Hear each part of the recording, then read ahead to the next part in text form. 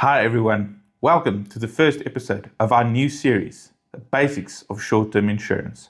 I'm Isak from Glenwood Brokers, and today I'll be discussing one of the most common questions we get as brokers. Why use a broker? Why not go directly to the insurer?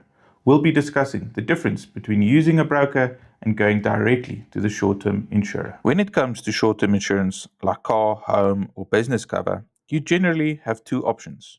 One, you can buy insurance directly from a company known as a direct insurer. Or two, you can use a broker who works with multiple insurance companies on your behalf. Both options can work, but they offer very different experiences. Let's start with direct insurers. These are companies that sell policies straight to you.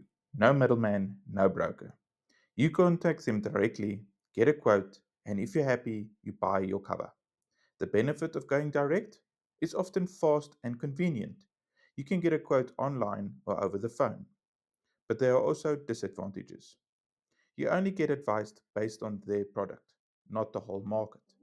You're responsible for comparing options and understanding the cover.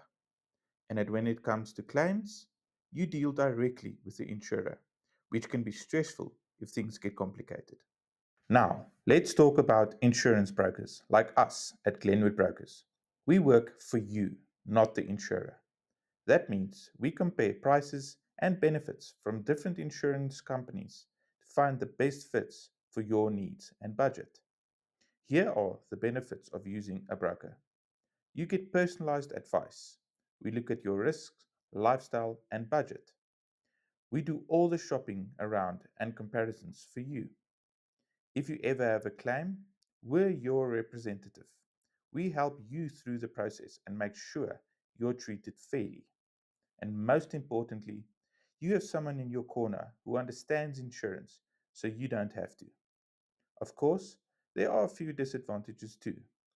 Brokers earn a small commission from insurers, so sometimes people assume it's more expensive, though in most cases it actually is not.